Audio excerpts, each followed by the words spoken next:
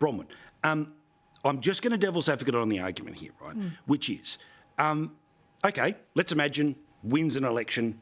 This is the policy. Clearly, this is the federal. Clearly, there's a way to get a ban removed in the Senate. All the rest of it. How are you able to achieve the sites if the local state governments that presumably have some say, because this is instrumentality that is formerly state-owned, now private, is it a public domain thing where in the same way that governments turn around and say, we're taking this bit of land because we need to build a highway, is that the type of process that a federal government would be able to do?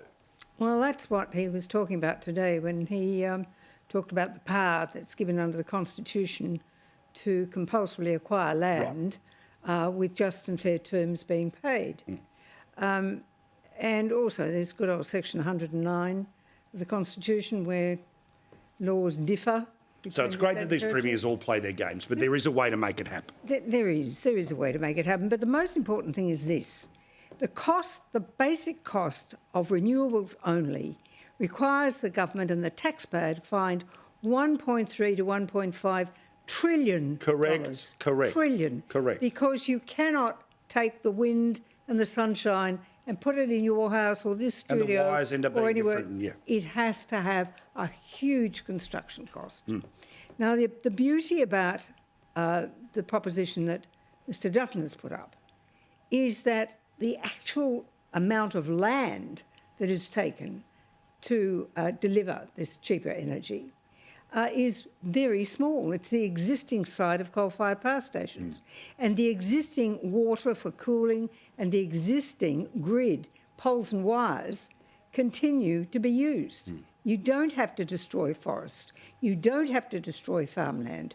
You don't have to find this huge volume of money, which, quite frankly, we can't afford. So, Stephen, to the scare campaign. Right now, we saw Andrew Lee, one of many, I'm sure, who's turned around and done the three-eyed Blinky Bill, and the Sydney Morning Herald's already off to the races with the Homer Simpson stuff, all of this stuff.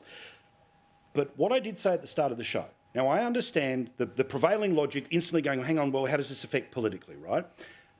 The majority of the country, from the IPA to the Guardian in terms of public polling, has changed their view on this. So we're not starting from a position that maybe, yes, 5-10 years ago, you were arguing from the 30% position and you're trying to push up and over the top. Now, we saw when it came to The Voice, which again, I understand that they're not the same thing, but again, everyone's collective opinion was in one area and there's only one result that's definitely going to happen here. But should Labor be cautious in their assumption that the majority of Australia is against an idea that apparently the majority of Australia, theoretically, when it's not their backyard, when it's not their money, when it's a few years away, but still, they are for right now? Look, when it comes to the polling, and you've correctly identified, it's a range of polling, so I don't think it represents anybody's perspective, being pushed. But the meat of the detail hasn't been included in those questions. I mean, it's like saying, do you believe in, world peace? I mean, everyone's going to sign up to it. Or action on climate change. So at the moment, people have been hurting. Yeah, or action on climate change, agreed. Yeah. So people will generally tick yes in that box.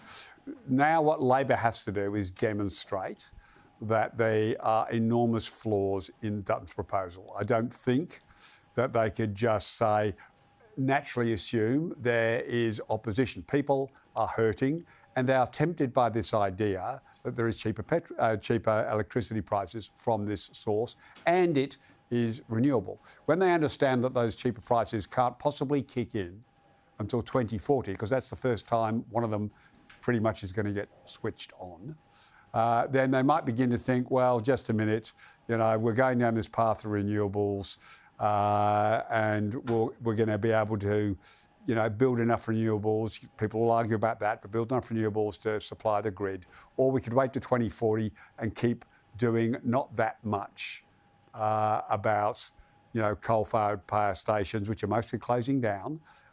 So I think Labor can't just lazily think, everyone's opposed to this. I don't think that will work for them. I think they've got to do the hard assessment and demonstrate why this plan has so many holes. And the problem initially is that there's not enough detail, or there's not even close to enough detail, to be able to make those arguments. So there'll be a bit of skirmishing backwards and forwards, but it's incumbent on Dutton to say how much, say what technology, and answer a whole bunch of other questions.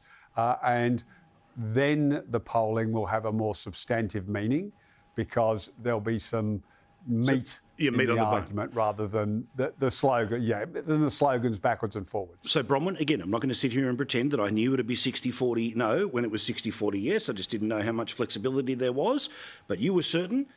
So how do they win the early stages of this conversation? Because, again, most of the media is going to come out and go, he's doing what? Well, on that basis, if it's all so bad, this nuclear concept, we don't think we should send any Olympians to the Paris Games, because all the electricity is going to come from nuclear power stations. Point. So we should ban sending Olympians to Paris. Great point. The argument is so stupid. Yeah. The rest of the world can cope with it, and that's what Australians are seeing. Right. And the thing is that people in Australia are saying, yes, we do want something done about climate change, but no, we don't want to pay the big bucks which are sending us broke, are sending people manufacturing out of business. What they are seeing now from Mr Dutton, who was clear-eyed and quite straightforward in everything he had to say today, is there is another option. Yeah. And this one will serve the country better. And it's in the national interest. All right, good stuff. I have a feeling we'll talk about it a lot in the next few years.